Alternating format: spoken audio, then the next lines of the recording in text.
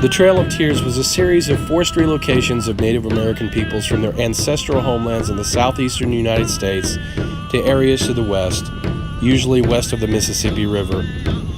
They had been designated as Indian Territory. The forced relocations were carried out by government authorities following the passage of the Indian Removal Act of 1830. The relocated people suffered from exposure, disease, and starvation while en route to their new designated reserve, and many died before reaching their destinations. The forced removals included members of the Cherokee, Muskogee Creek, Seminole, Chickasaw, Choctaw, Ponca, and Ho-Chunk Winnebago nations. The phrase Trail of Tears originates from a description of the removal of many Native American tribes, including the infamous Cherokee Nation relocation in 1838. All told, in the forced relocation, some 15,000 to 17,000 Native American lives would be lost. Today we find ourselves in Giles County, Tennessee, where we will be tracing the path of the Bell Route. The Bell Route features some 650 to 700 Cherokee who had favored the Treaty of New Dakota and who opposed the Cherokee chief John Ross, who went a different route. This route under John Bell would come from Memphis and would cross down into lower Middle Tennessee.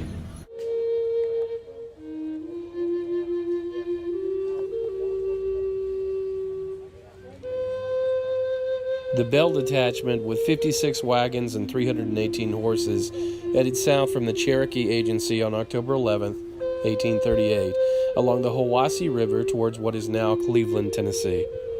The detachment traveled to Chattanooga, where they crossed to the north side of the Tennessee River at Ross's Landing. Expenditures would be used along the way, and this gave us a keen insight into what happened on the route all these years later. This rock building is the Trail of Tears Interpretive Center, but it wasn't always here. And they made a deal, and they said, you can have the building. We know we can't tear it down because it's historical. Yeah. You can have this building if you'll just move it. Yeah. So Hollis Kennedy House Moving gave us a bid of $126,000, and they moved the building in one day.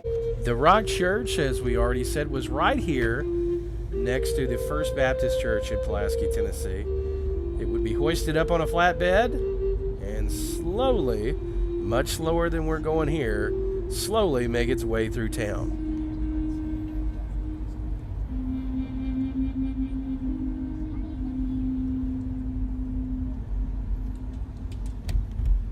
Pulaski, Tennessee finds itself in many of my videos as it's my de facto hometown, along with Lawrenceburg, Tennessee, and Prospect, Tennessee.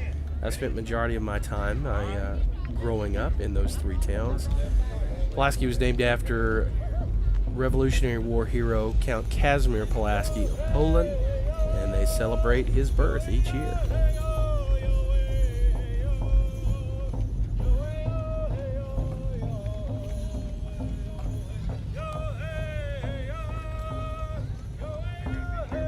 Following the Trail of Tears route, the Rock Church would make its way down this road to its final resting place and to become the Trail of Tears Interpretive Center, right next to Sam Davis Park, the local baseball field. From that location to this location, which used to just be a parking lot, Yeah. but the city had gotten a grant to develop it into a park.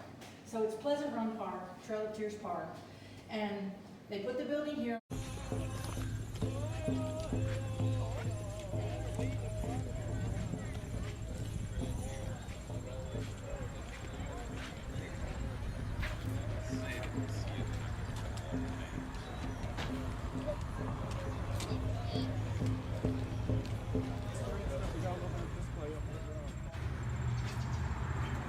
Thank you. Talking about the Trail of Tears. Yeah. The map outside. Yeah. The directional map, north, south, east, and west. The Cherokee walked from the east to the west. Two trails actually came through Giles County, the Benge Trail and the Bell Trail. The crossroads of the Trail Yes. of Tears, because we are the only location in Tennessee where two routes actually cross. angel of entry, I say, Nancy Ward, who was born in 1738 and she died in 1822, right before the Trail of Tears came about. So she lived a long time. She married twice. This is a picture of her family here. Her husband, Kingfisher, beloved woman of the Cherokee. But she fought in battle with her husband, and she did a lot for the relations between the white settlers and the Cherokee people. But she is our entry into the museum. This beautiful cutout was painted for us by Bernice Davidson. She was like the artist, one of the original founders, artists of this museum. This is our proclamation from the Giles County Commission, declaring the Trail of Tears Removal Memorial Day and listing our activities. This is the state of Tennessee. The Senate did a resolution for us naming the Trail of Tears motorcycle ride, the walk, and any events that we have. Columbus came to the shores of North America. These were already here. They already had their territory: Sioux, Crow, Cheyenne, Osage, Cherokee. These were here in 1492 when Columbus came. So this area wasn't unsettled. No. It was just unsettled by the early white settlers. Major John Ridge and his son and nephew formed what they call the treaty party. And they decided that it might be better for the Indians to just accept what their fate was and just leave. And they were going to negotiate a treaty with the United States government. Well, the principal chief of the Cherokee Nation, John Ross, was totally against that.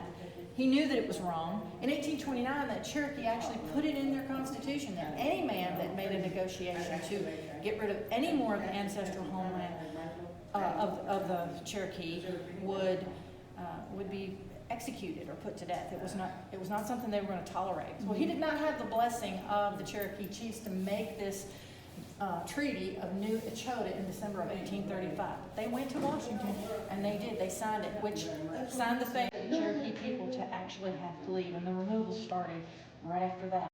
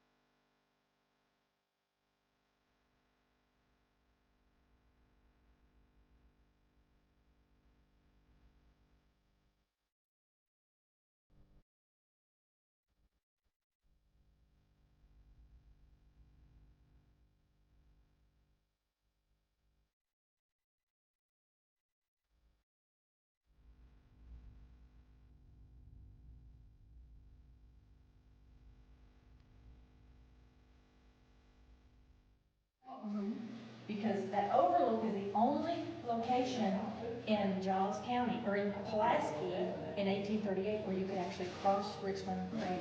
There was a bridge. So both detachments, the Benge and the Bell, used that same bridge, and they actually traveled the same path, not at the same time, because they came in about 2 weeks apart, but they actually traveled the same path for 6 miles in Giles County before they split apart again, and the Bell Trail went west and the Benge Trail went north.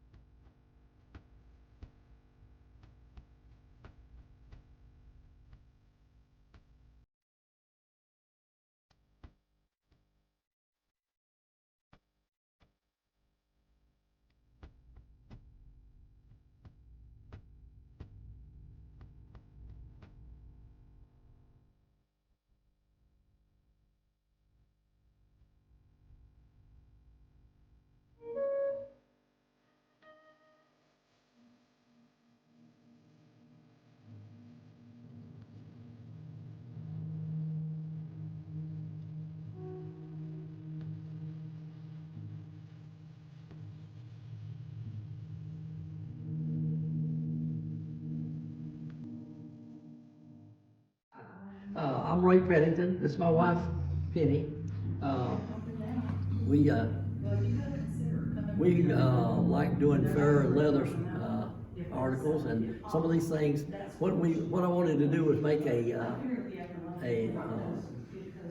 token for each one of the different clans, hoping someday that they may be able to use them in a dance as powwow. But let me go over what we have here. You have seven main clans. That's the Bird clan, the Wolf clan, the Long Hair clan, the Bear clan, or Wild Potato clan, the Deer clan, and the Panther clan or Blue clan, and the Paint clan. Most of them are animals or birds, is what they're named after. The Bird clan was probably one of the biggest projects I had to do, because I totally rearranged the feathers from the way they are naturally on the bird, and had to attach each feather to the underlayer, which is a kind of like a jacket. Then you have the Long Hair clan.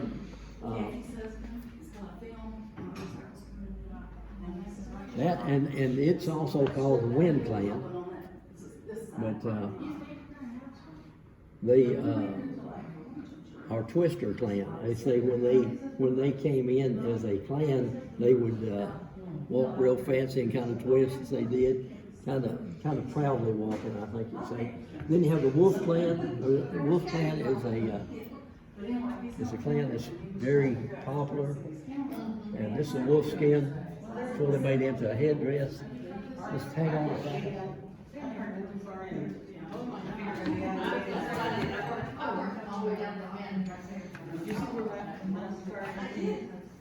Okay, I'll put this on. That is so cool. When you put the legs over the shoulders,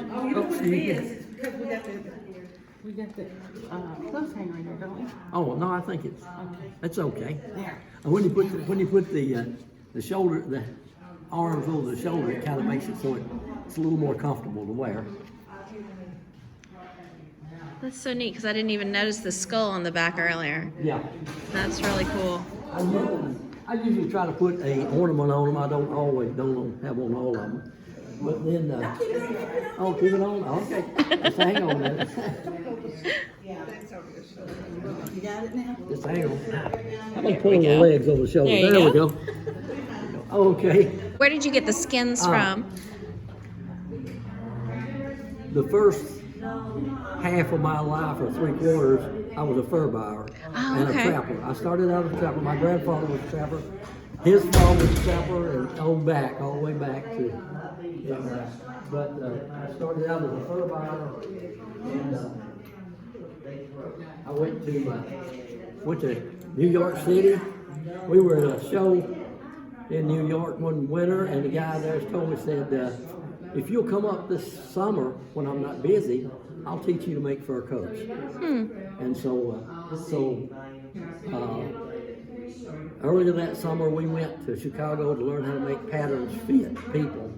And then we went, when we got through with that, I said, we need to go to, my wife Penny and I said, we need to go to New York and see if Nick is honest about wanting to teach us. And so we gave him a call and went up there and went down to 30th Street, and he had an office in there and where his fur shop was. And so we went in, and he said, well, what'd you bring with you? And I said, well, I brought some raccoons. And he said, that sounds good. He said, you bring them in and we'll make a coat out of them. And so we started making coats. And so I learned to work with coats, making coats and stuff, and we made a few. But I think the main reason I learned to make coats is so I could do this kind of stuff for the Native Americans, because that's where my heart is. That's awesome. Okay, this is not one of the clans, but this is one that I enjoyed making. My grandson wanted a hat, and so I made him one like this. It's so pretty. I love it. Oh, wait a minute, now I gotta get the camera back. Hang on, just wait a minute. Okay. And red foxes are beautiful. They are. I've always loved foxes. My wife got sick last fall, and before she got sick, she had ordered this for me. I had always wanted this black bear, and so she ordered this for me, and it came about the time she got sick, and so. And I'm talking about real sick. She went to vet about for about 2 weeks or 3 weeks, 2 or 3 weeks, and while she was there, and after she got home too, when I got really frustrated, and when you think you're going to lose someone like that, it does.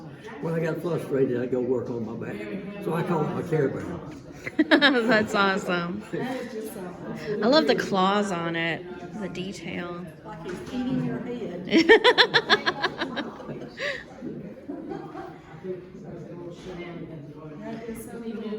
It's such beautiful work.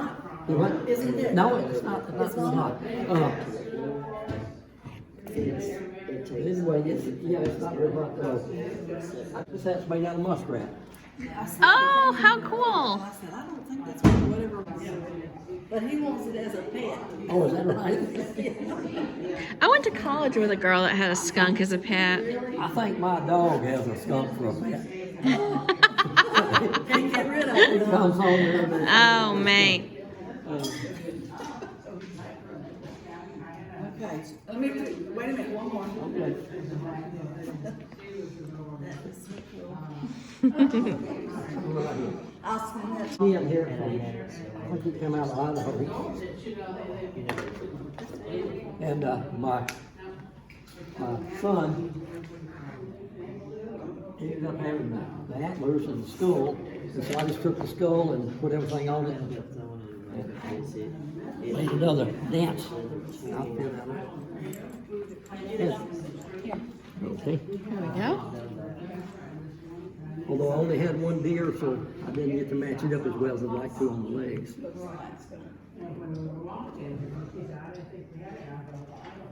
But that's a Virginia whitetail deer we have around here. That's neat. And this is a coyote. I've heard those many a night on my parents' farm.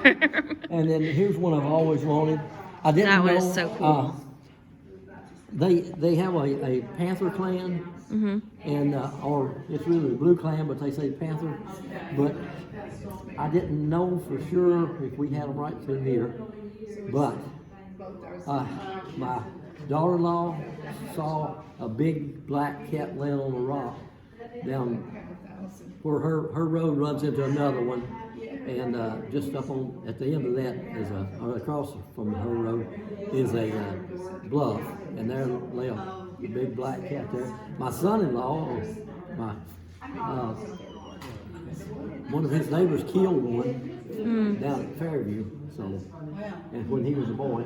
But anyway, the best thing I could get was a mountain lion. I don't know how they got this against that. I'm gonna kind of mess this up. Hold it down. So this is not the Tennessee, but they. Last night I was talking to a man in the supermarket, and his wife had seen one. He didn't tell me that last night, but his wife had seen one several years ago in their yard. They live in kind of out in the country, and he was, or she was feeding babies, not in the yard, but you could tell by looking at her, she was feeding babies. I love the detail on the back too.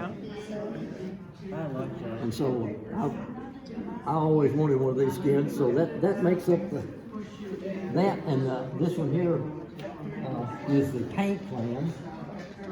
And have these two these are wooden masks. that's tied on there or not. Maybe I better. And then the long But haired those are one wood there mats too. that I just carved out on a block of wood. Okay. And that's what they have from when they show the different ones, the paint plan and the long hair. Very cool. Now, did y'all make the turkey feather skirt over here as well? Yes, we made it now.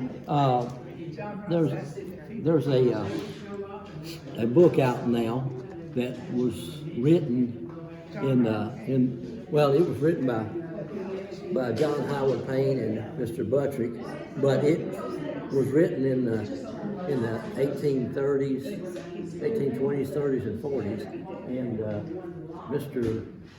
Ross, who was the chief of Cherokee Nation, explains how to make those dresses. Okay. And what you do is you take turkey feathers. The first thing you got to have is mulberry root bark. Mulberry roots are real long a lot of time, and the bark on them, you can strip the bark off of the root and wash it several times and get all the starch out of it, and then then you can use it as like cloth or string. And so what they would do is take a strip of that and lay it down, and then they would start laying feathers on it. They'd lay a feather on it, sew it to it all the way across on the line, and then they would come back and they would put another feather on top of that feather like this, and then they would sew those two together on that strip, and then they'd lay down another strip and lay another feather, which would be three feathers. See if I can get them lined up there. Anyway, three feathers kind of like that. All three of them. So they would sew this feather, and this feather, all three on it together. But then they would come back when they got through sewing those together on three different strings. Then they would sew this feather, this feather, this feather, this feather, and this feather. So they just kept going up, and they'd always have three lines of feathers sewn together. The whole thing on the different strings. And when they got through, they ended up with this. That's beautiful. I love it. This memorial, and we walk up behind the stadium over to Cemetery Street, and we walk up to where the bridge was, and you can actually see, if you look across in the fall. Oh, the when pillars leaves are there. Well, the bases of the pillars are still there, and the rocks from the original bridge are still in the bank. It is spring. The leaves are on the trees. I am playing with my friends when white men in uniforms ride up to our home. My mother calls me. I can tell by her voice that something is wrong. Some of the men ride off. My mother tells me to gather my things, but the men don't allow us time to get anything. They enter our home and begin knocking over pottery and looking into everything. My mother and I are taken by several men to where their horses are and held there at gunpoint. The men who rode off return with my father, Elijah. They have taken his rifle and he is walking toward us. I can feel his anger and frustration. There is nothing he can do. From my mother, I feel fear. I am filled with fear too. What is going on? I was just playing. But now my family and my friends' families are gathered together and told to walk at the point of a bayonet. We walk a long way. My mother does not let me get far from her. My father is walking by the other men, talking in low, angry tones. The soldiers look weary, as though they'd rather be anywhere else but here. They lead us to a stockade. They herd us into this pen like we are cattle.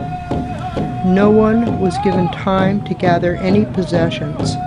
The nights are still cold in the mountains. We do not have enough blankets to go around. My mother holds me at night to keep me warm. That is the only time I feel safe. I feel her pull me to her tightly. I feel her warm breath in my hair. I feel her softness as I fall asleep at night. As the days pass, more and more of our people are herded into the stockade. I see other members of my clan. We children try to play, but the elders around us are anxious, and we do not know what to think. I often sit and watch the others around me. I observe the guards. I try not to think about my hunger. I am cold. Several months have passed, and we are still in the stockades. My father looks tired. He talks with the other men, but no one seems to know what to do or what is going to happen. We hear that white men have moved into our homes and are farming our fields. What will happen to us? We are to march west to join the Western Cherokees. I don't want to leave these mountains. My mother, my aunts, and my uncles take me aside one day. Your father died last night, they tell me. My mother and my father's clan members are crying, but I do not understand what this means. I saw him yesterday. He was sick, but still alive. It doesn't seem real. Nothing seems real. I don't know what any of this means. It seems like yesterday I was playing with my friends. It is now fall. It seems like forever since I was clean. The stockade is nothing but mud. In the morning it is stiff with frost. By mid-afternoon it is soft and we are all covered in it. The soldiers tell us that we are to follow them. We are led out of the stockade. The guards all have guns and are watching us closely. We walk. My mother keeps me close to her. I am allowed to walk with my uncle or an aunt occasionally. We walk across the frozen earth. Nothing seems right anymore. The cold seeps through my clothes. I wish I had my blanket. I remember the last winter I had a blanket. I was warm. I don't feel like I'll ever be warm again.